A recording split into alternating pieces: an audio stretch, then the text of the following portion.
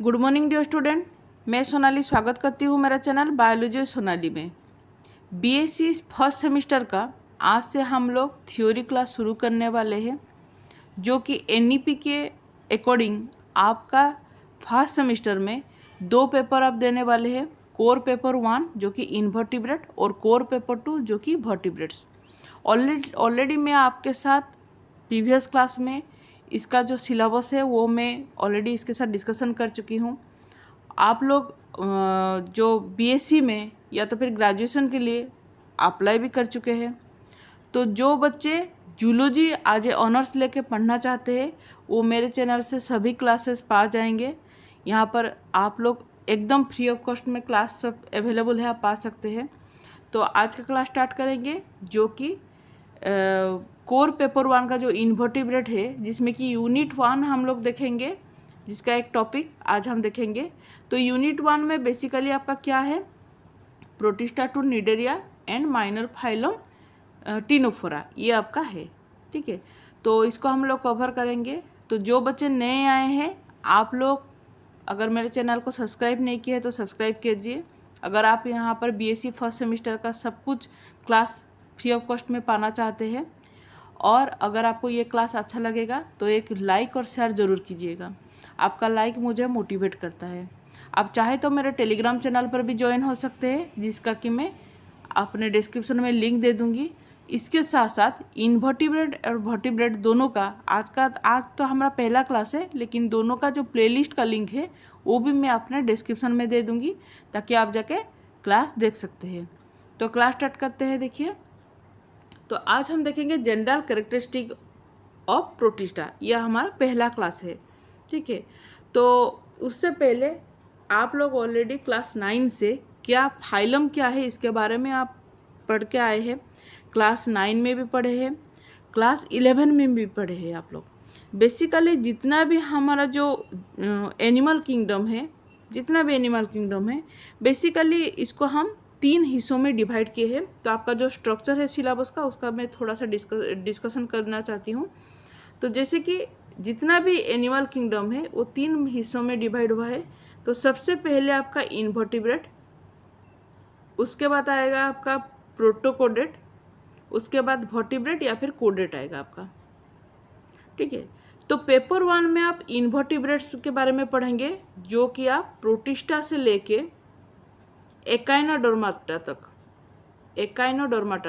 ठीक है, protista, protozoa जो है, पोरीफेरा, निडेरिया, सिलेंटरेटा, आस्केलहेलमिंथिस, नेमाटोहेलमिंथिस, मोल्यूस्का, आर्थ्रोपोडा, उसके बाद आया एनिलिडा और एकाइनोडर्माटा। ये सब आप पढ़ेंगे पेपर 1 में।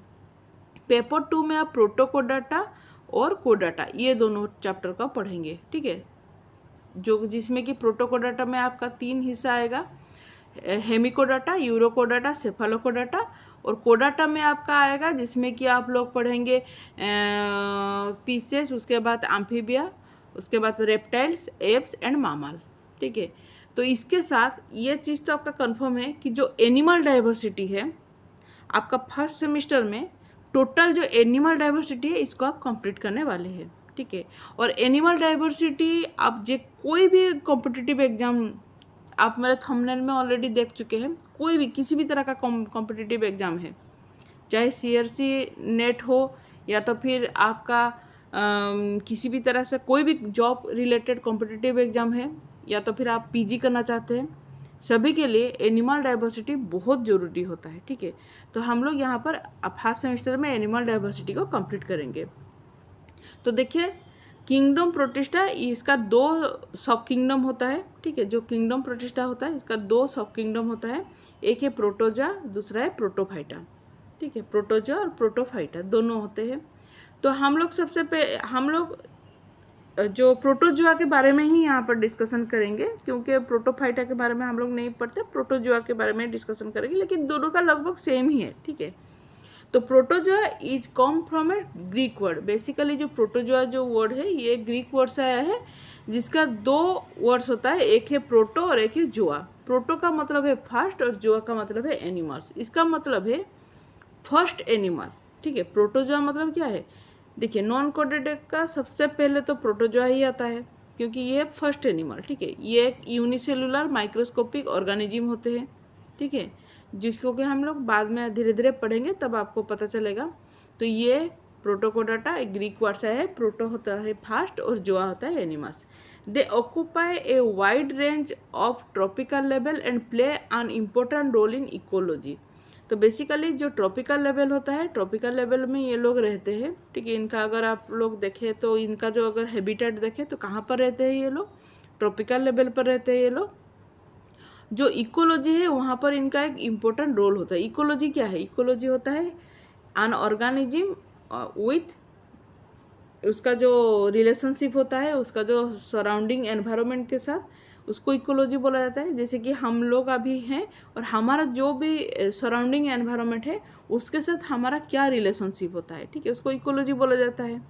तो डिफरेंट टाइप ऑफ इकोलॉजी जो कि आप ऑलरेडी छोटे से हाई स्कूल से आप लोग पढ़ के आए हैं, तो ये होता है इकोलॉजी। तो इकोलॉजी में इन लोगों का एक इम्पोर्टेंट रोल भी होता है, ठीक है, क्योंकि जो हमारा जो लेवल होता है, हर तरह का जो लेवल होता है उसको मेंटेन करने के लिए जितना भी ऑर्गेनिज्म होता है सभी का कहीं ना कहीं थोड़ा बहुत सभी का ही इम्पोर्टेंट रोल होता है, ठीक है। अगर एक ऑर्गेनिज्म अगर नहीं रहेगा तो वो उसका हार्म दूसरा ऑर्गेनिज्म के ऊपर ज़रूर आएगा, ठीक है। तो इनका भी रोल होता है।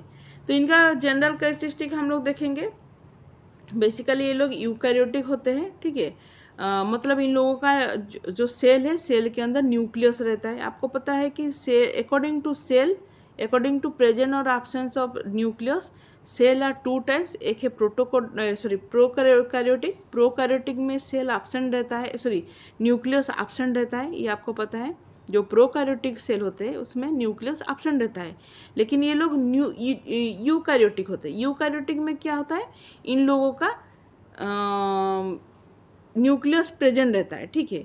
और ये लोग माइक्रोस्कोपिक होते हैं, मतलब इन लोगों को हम लोग नेकेड आई में नहीं देख सकते। इनको देखने के लिए हमें माइक्रोस्कोप की ज़रूरत पड़ता है, एकदम छोटा छोटा, इसीलिए इसको माइक्रो ऑर्गेनिज्म बोला जाता है, ठीक है।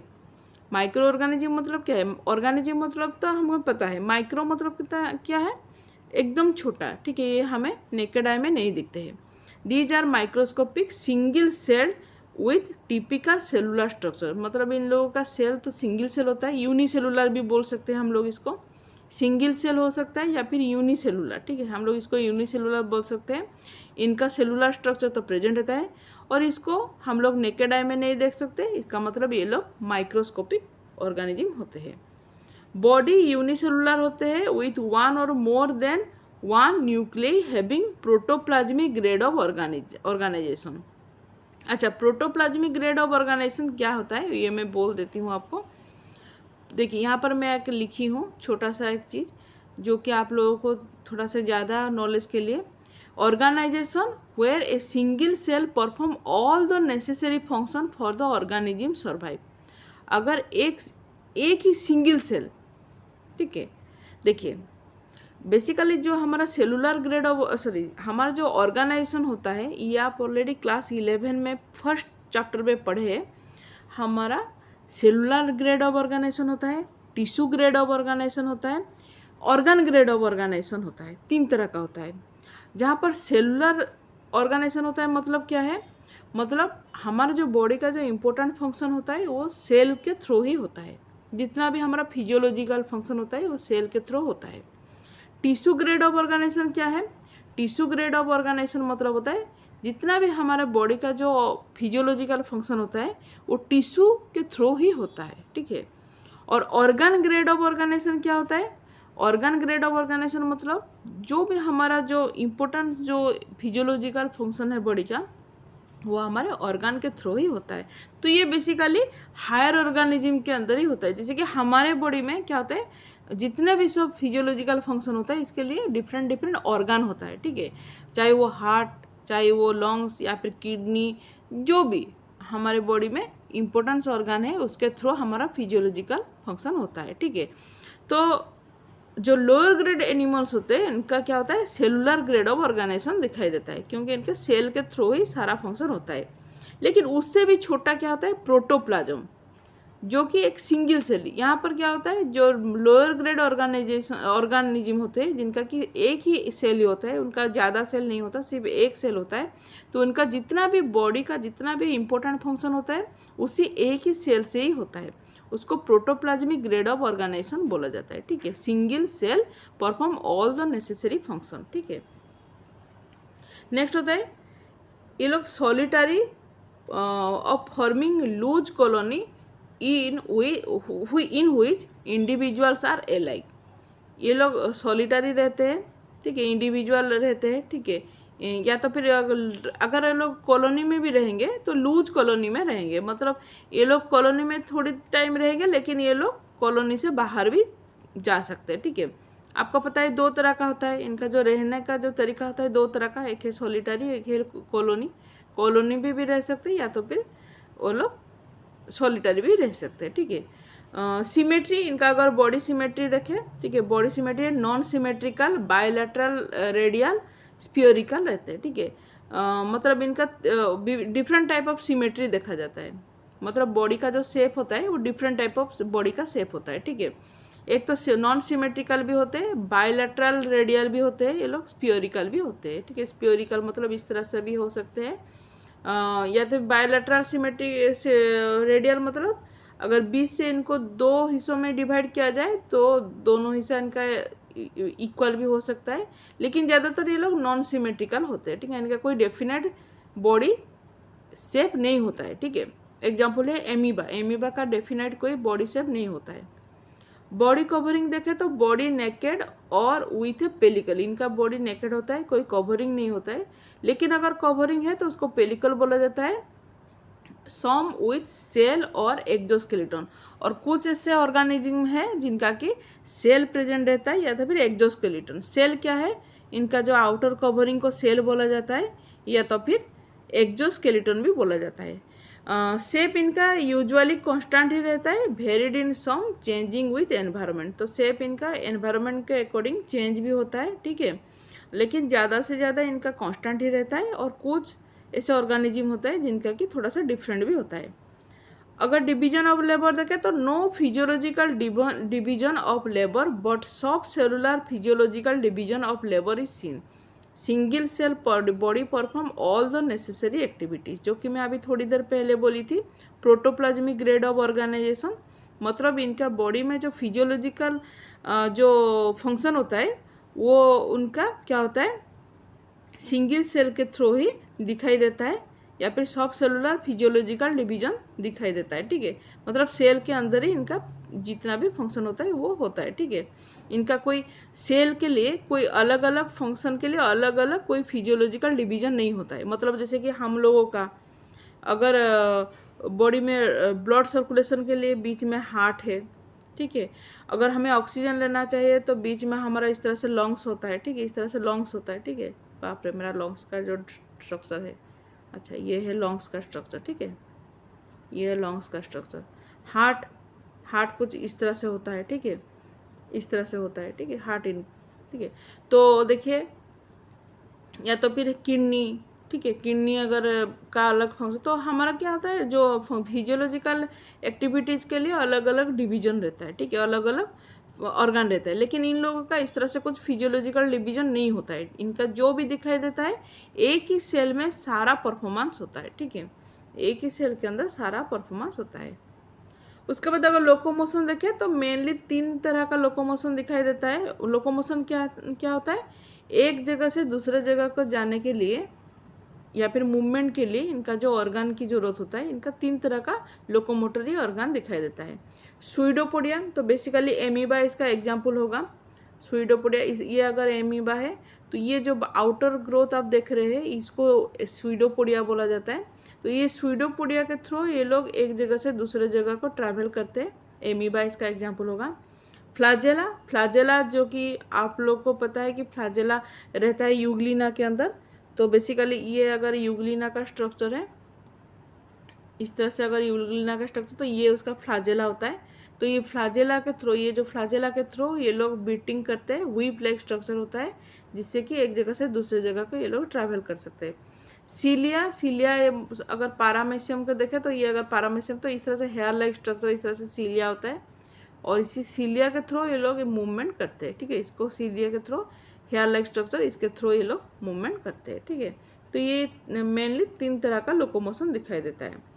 अगर न्यूट्रिशन देखें तो न्यूट्रिशन में देखें तो होलोजोइक, साप्रोजोइक, पारासाइटिक, होलोफाइटिक। तो होलोजोइक क्या है? होलोजोइक है capture food, ingest it, digest, finally assimilate the food. Direct ये लोग फूड को क्या कहते हैं, कैप्चर कर लेते हैं, उसके बाद उसको वो लोग निगल लेते हैं, इंजेस्ट करते हैं, करने के बाद उसको डाइजेस्ट कर लेते हैं, डाइजेस्ट करने के बाद जो एसिमिलेट करते हैं, जो उनसे जो भी वो लोग पाते हैं, सिंप्लीफाइड फूड जो पाते हैं उसको असिमिलेट करते हैं, ठीक है। सैप्रोजोइड क्या है? Absorb food through the body surface. इनका जो बॉडी सरफेस होता है, बॉडी सरफेस के थ्रू, ये अगर बॉडी सरफेस है तो बॉडी सरफेस के थ्रू ये लोग क्या करते हैं, डिफ्यूजन के थ्रू ये लोग फूड को एब्जॉर्ब करते हैं, ठीक है, एब्जॉर्ब करते हैं, इनके डिफ्यूजन के थ्रू एब्जॉर्ब करते हैं। तो डिफ्यूजन क्या है ये आप ऑलरेडी क्लास 12 में आपको पता है, ठीक है। तो ये लोग एक मीडियम से दूसरे मीडियम को जो फूड है ये लोग एब्जॉर्ब करके अपने बॉडी के अंदर ले लेते हैं। पैरासाइटिक क्या होता है? ये लोग क्या करते हैं, लिविंग इन और on the body of the host for its nutritional requirement. मतलब क्या करते हैं ये लोग, किसी दूसरे ऑर्गेनिज्म के बॉडी के अंदर या फिर बाहर रहते हैं और अपना जो न्यूट्रिशन रिक्वायरमेंट होता है उसको वो लोग होस्ट के थ्रू ले लेते हैं। जैसे कि हम लोग अगर एग्जांपल ले तो यहाँ पर अगर पैरासाइट का एग्जांपल ले तो जो मलेरिया कॉज करता है ना, सॉरी मेरे मुंह में भी नहीं आ रहा है, इतनी बार मैं इसको बोली हूँ लेकिन अभी मेरे मतलब सिर्फ प्रोटोजोआ ही मेरे मुंह में आ रहा है। पैरासाइट, ठीक है, मैं याद करके आपको बोल रही हूँ, ठीक है। जो कि क्या करता है, हमारे बॉडी के अंदर रहता है और वहाँ से अपना न्यूट्रिशनल रिक्वायरमेंट लेता है, ठीक है। किसी दूसरे के ऑर्गेनिज्म के अगर बॉडी में रहता है और वहाँ से अगर वो अपना जो भी न्यूट्रिशनल रिक्वायरमेंट है उसको अगर कंप्लीट करें तो उसको पैरासाइट बोलते हैं। होलोफाइटिक क्या है? They contain chlorophyll so that they manufacture their own food by photosynthesis. जैसे कि यूग्लिना है इसका एग्जांपल। ये लोग क्या करते हैं, सॉरी हाँ, पैरासाइट का एग्जांपल है पारामेशियम। पैरासाइट का एग्जांपल है पारामेशियम। पारामेशियम क्या करता है? पारामेशियम हमारे बॉडी के अंदर रहता है और हमें मलेरिया कॉज करता है, ठीक है। मेरे मुंह में नहीं आ रहा था, थोड़ी देर के लिए मैं भूल गई थी, फिर याद आ गई, यूग्लिना को देख के याद आ गया, ठीक है। तो इसे एक एक बार होता है ना, बहुत बार आप ये बार बार इसके साथ एक्वेटेड हो, लेकिन एक एक बार क्या होता है लास्ट मोमेंट में आप थोड़ा सा भूल जाते हैं, ठीक है। इस तरह से मेरे साथ भी हो गया, ठीक है। होलोफाइटिक क्या है? होलोफाइटिक है they contain chlorophyll so that इनका क्लोरोफिल होता है जिसके वजह से ये लोग अपना जो खुद का खाना खुद मैन्युफैक्चर करते हैं, लाइक प्लांट का भी आपको पता है इनका क्लोरोफिल होता है जो कि फोटोसिंथेसिस के थ्रू अपना खाना खुद बनाता है, जो कि आप लोग ऑलरेडी बोटानी में पढ़े हैं। तो यूग्लिना भी इस तरह से इनका क्लोरोफिल है, इसको होलोफाइटिक बोला जाता है। उसके बाद अगर हम लोग मोड ऑफ न्यूट्रिशन देखें तो बेसिकली इनका 3 तरह का मोड ऑफ न्यूट्रिशन होता है। एक है ऑटोट्रोपिक, एक है हेटेरोट्रोपिक और एक है मिक्सोट्रोपिक। ऑटोट्रोपिक क्या होता है? जो कि अभी थोड़ी देर पहले हम लोग पढ़े थे कि ये लोग खुद का खाना खुद बनाते हैं, जैसे कि फोटोसिंथेसिस के थ्रू, ठीक है। तो यहाँ पर plasmid involve in this process, यहाँ पर प्लाज्मिड रहता है और require a few inorganic matter and light, ठीक है। इनका प्लाज्मिड तो यहाँ पर इन्वॉल्व होता है और यहाँ पर ये लोग कुछ इनऑर्गेनिक मटेरियल और लाइट इसका ज़रूरत होता है इनको अपना खाना खुद बनाने के लिए थ्रू फोटोसिंथेसिस। एग्जाम्पल है यूग्लिना, क्लामाइडोमोनास, ठीक है। हेटेरोट्रोपिक क्या है? ये लोग क्या करते हैं, सिंथेसाइज फूड को ये लोग मतलब इंटेक करते हैं, मतलब पहले से खाना सिंप्लीफाई होता है, उसी खाना को ये लोग डायरेक्ट क्या करते हैं, सिंथेसाइज फूड को ये लोग इंटेक करते हैं। ये भी 2 तरह का होता है, एक है फागोट्रोपिक और एक है ऑस्मोट्रोपिक। फागोट्रोपिक क्या होता है? ये लोग निगल जाते हैं, एनगल्प करते हैं, ठीक है, पार्टिकल को एनगल्प करते हैं। एनगल्प मतलब क्या? जैसे कि ये देखिए, ये है एमीबा, ठीक है, एमीबा है, यहाँ पर एक फूड पार्टिकल है। थोड़ी देर बाद क्या होगा, ये जो एमीबा है, ये एमीबा क्या करेगा,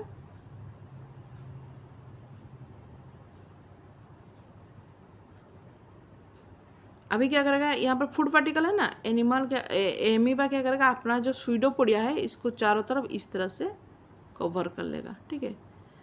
अभी क्या करेगा, इस फूड पार्टिकल धीरे से वो एनगल्प करेगा, ठीक है। इस तरह से एनगल्पमेंट करते हैं, ठीक है। ये हो गया उसका एक तरह, इस तरह से एनगल्पमेंट करते हैं, ठीक है। उसके बाद देखिए ऑस्मोट्रोपिक क्या होता है, ये लोग क्या करते हैं, डिजॉल्व न्यूट्रिशन को ये लोग क्या करते हैं, पिनोसाइटोसिस मेथड से ये लोग इंटेक करते हैं, ठीक है। अपने डिजॉल्व जो न्यूट्रिशन होता है ये लोग क्या करते हैं, ऑस्मोटिक प्रेशर से ये लोग क्या होता है, अपने बॉडी डिफ्यूजन के थ्रू ये लोग अपने बॉडी के अंदर ले लेते हैं। इसको पिनोसाइटोसिस बोला जाता है, ठीक है। इसको क्या बोला जाता है, पिनोसाइटोसिस बोला जाता है, ठीक है। ये मेथड को, ठीक है, ये आपको याद रखना है, बहुत बार ये क्वेश्चन में भी आता है आपका, ठीक है। तो ये जो डिजॉल्व फूड मटेरियल को ये लोग एक मीडियम के थ्रू अपने बॉडी के अंदर ये लोग ले लेते हैं, ठीक है।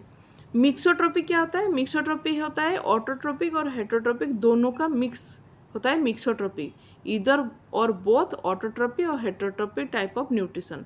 एग्जाम्पल इसका है, कौन है मिक्सोट्रोपी, डायनोफ्लाजेलेट, ये इसका एग्जाम्पल है डायनोफ्लाजेलेट, ठीक है। उसके बाद डाइजेशन ऑफ फूड अगर देखें तो फूड इज फाइनली डाइजेस्टेड इंट्रासेलुलरली, इंट्रासेलुलरली इनका डाइजेशन होता है। In the food vacuole, food vacuole के अंदर डाइजेशन होता है। Digestive enzyme produce in cytoplasm, और इनका जो डाइजेस्टिव एंजाइम होता है वो साइटोप्लाज्म से ही प्रोड्यूस होता है, ठीक है, जो कि इनका सेल में होता है। The undigested material is thrown out, जो खाना इनका पच नहीं पाता है, ठीक है, जो अनडाइजेस्टेड फूड मटेरियल रहता है वो इनका बॉडी से बाहर थ्रो हो जाता है, कैसा, फिर से फ्यूजन होके bye fusion of the residual food vacuole, residual food vacuole के थ्रू ये फ्यूजन होके बाहर चला जाता है थ्रू सेल मेम्ब्रेन, जो सेल होता है, सेल का जो आउटर कवरिंग जो मेम्ब्रेन होता है इससे बाहर चला जाता है, इसको एक्सोसाइटोसिस बोला जाता है। तो यहाँ पर एक चीज़ याद रखना है कि बॉडी के अंदर अगर आया तो इसको पिनोसाइटोसिस बोला जाता है, लेकिन अगर बॉडी से बाहर चला जाए तो इसको एक्सोसाइटोसिस बोला जाता है, ठीक है। पिनोसाइटोसिस में ये लोग फूड को इंटेक करते हैं, एक्सोसाइटोसिस में बॉडी से बाहर ये लोग धकेल देते हैं। उसके बाद है एक्सक्रीशन थ्रू कॉन्ट्रैक्टाइल वैक्यूल, इनका एक्सक्रीशन होता है, जो भी इनका अनडाइजेस्टेड फूड होता है ये लोग बाहर धकेल देते हैं थ्रू एक्सक्रीशन, ठीक है। एक्सक्रीशन कॉन्ट्रैक्टाइल वैक्यूल से होता है और जनरली थ्रू बॉडी सरफेस से भी होता है, ठीक है। Contractile vacuole serve mainly for osmoregulation, osmoregulation के लिए भी कॉन्ट्रैक्टाइल वैक्यूल की बहुत बड़ा इम्पोर्टेंट, ये आपका देखिए ये आपका ऑब्जेक्टिव क्वेश्चन में भी आता है कि ऑस्मो रेगुलेशन के लिए बेसिकली कौन सा ऑर्गेनेल है जिसका कि मेनली काम होता है, वो है कॉन्ट्रैक्टाइल वैक्यूल। ऑस्मो रेगुलेशन क्या है, ऑस्मो रेगुलेशन है कि प्रोटोजोआ का अगर बॉडी में अगर एक्सेस वाटर हो जाए तो एक्सेस वाटर को ये लोग क्या करते हैं, बाहर धकेल देते हैं, ठीक है। इसको ऑस्मो रेगुलेशन बोला जाता है, क्योंकि ये अपने बॉडी का जो वाटर लेवल है उसको वो लोग मेंटेन रखते हैं, ठीक है, थ्रू ऑस्मो रेगुलेशन। इसको हम लोग पढ़ेंगे आगे जाके, एक पॉइंट है वहाँ पर पढ़ेंगे, ठीक है। अभी इतना याद रखिए। रेस्पिरेशन थ्रू ये लोग जनरल बॉडी सरफेस के थ्रू ही रेस्पिरेशन करते हैं। इनका कोई मुंह कान मुंह नाक ऐसा कुछ भी नहीं होता है, इनका जो बॉडी सरफेस होता है वहाँ पर वो डिफ्यूजन करके ही रेस्पिरेशन करते हैं। रिप्रोडक्शन इनका बहुत सेक्सुअल भी होता है, आसेक्सुअल भी होता है, ठीक है, सेक्सुअल भी होता है, आसेक्सुअल रिप्रोडक्शन भी होता है। लाइफ हिस्ट्री बेसिकली ऑल्टरनेट होता है इनका लाइफ हिस्ट्री, जैसे कि ये लोग लिविंग ऑर्गेनिज्म के अंदर, लिविंग के अंदर क्या होते हैं, वेजिटेटिव फॉर्म में होते हैं, ट्रोपोजोइड बोला जाता है, और रेस्टिंग फॉर्म में ये लोग सिस्ट बोला जाता है, ठीक है। दो तरह का इनका लाइफ साइकिल होता है, ऑल्टरनेट लाइफ साइकिल होता है। एक तो वेजिटेटिव फॉर्म में ये लोग रिप्रोडक्शन करते हैं, ट्रोपोजोइड बोला जाता है, और रेस्टिंग मतलब जब अनफेवरेबल एनवायरमेंटल कंडीशन आ जाए तो ये लोग सिस्ट फॉर्म करके वहाँ पर रेस्ट करते हैं उसको, और फिर वहाँ से निकल के फिर से अपना रिप्रोडक्शन आगे बढ़ाते हैं। एनसिस्टमेंट क्या है, एनसिस्टमेंट है in unfavourable environmental condition like food temperature moisture they form a outer covering called cyst, after returning of favourable condition cyst is rupture, it is called excystment. देखिए एनसिस्टमेंट का ऑपोजिट होता है एक्सिस्टमेंट। एनसिस्टमेंट क्या है, जब अनफेवरेबल एनवायरमेंटल कंडीशन आ जाए, अगर environmental condition favour ना करे, ठीक है, जैसे कि फूड का अगर स्कार्सिटी देखा जाए या तो फिर टेम्परेचर हाई हो जाएगा या फिर लो हो जाएगा या फिर मॉइस्चर ज़्यादा हो जाएगा, तो ये लोग क्या करते हैं, अपने आप को बचाने के लिए इनके चारों तरफ एक कवरिंग आ जाता है, ठीक है। इसको जो कवरिंग को सिस्ट बोला जाता है, इस तरह से कवरिंग हो जाता है, इसको सिस्ट बोला जाता है, ठीक है। इसको एनसिस्टमेंट बोला जाता है, ठीक है। और ये सारा प्रोसेस को एनसिस्टमेंट बोला जाता है, ठीक है। लेकिन जब फेवरेबल कंडीशन रिटर्न आ जाता है तो ये सिस्ट क्या होता है, ये रप्चर हो जाता है। रप्चर होने के बाद यहाँ से एमीबा बाहर निकल जाता है, ठीक है। एमीबा हो या फिर कोई भी अगर ये जो प्रोटोजोआ होते हैं वो लोग निकल जाते हैं, इसको एक्सिस्टमेंट बोला जाता है, ठीक है। मतलब रप्चर होने को एक्सिस्टमेंट और कवर होने को एनसिस्टमेंट बोला जाता है। हैबिटेट क्या है, ये लोग कॉस्मोपोलिटन फ्री लिविंग प्रोटोजोन होते हैं, एक्वाटिक फॉर्म में, जैसे कि मेराइन और फ्रेश वाटर में भी रहते हैं। कॉमन्सल से भी रह सकते हैं, मतलब किसी दूसरे ऑर्गेनिज्म के साथ ये लोग एक रिलेशनशिप बना के रखते हैं, या तो फिर सिम्बायोटिक, मतलब उनसे ये लोग क्या करते हैं, फ़ायदा लेते हैं और उनको बदले में कोई नुकसान नहीं देते, या तो फिर पैरासाइट, मतलब फ़ायदा लेते हैं और साथ में नुकसान भी देते हैं, ठीक है। ये आप ऑलरेडी क्लास 12 में आपको क्लास 11 में आप लोग पढ़ चुके हैं कि कॉमन्सल, सिम्बायोटिक और पैरासाइटिक क्या है। फिर भी अगर आपको इसके बारे में थोड़ा डाउट है तो आप मुझे कमेंट बॉक्स में ज़रूर बोलिएगा। ऑस्मो रेगुलेशन अभी थोड़ी देर पहले बोली थी कि ऑस्मो रेगुलेशन क्या है, it maintain the osmotic concentration in the body, मतलब एक्सेस जो वाटर होता है वो पास करता है थ्रू कॉन्ट्रैक्टाइल वैक्यूल। मैं अभी थोड़ी देर पहले बोली थी कि ऑस्मो रेगुलेशन के लिए कॉन्ट्रैक्टाइल वैक्यूल की बहुत इंपॉर्टेंट होता है, ठीक है। तो ये हो गया जो जनरल करेक्टरिस्टिक है प्रोटोजोआ का या फिर प्रोटिस्टा का, इसके बारे में हम लोग पढ़े। नेक्स्ट क्लास में और एक नया टॉपिक लाएंगे। आपको कैसा लगा मेरा क्लास ज़रूर मुझे कमेंट बॉक्स में बोलिएगा, और एक लाइक और शेयर ज़रूर कीजिएगा, क्योंकि आपका लाइक से मुझे मोटिवेट मिलता है। बहुत मेहनत से मैं ये क्लास लेके आती हूँ। तब तक ले लेती हूँ, गुड बाय।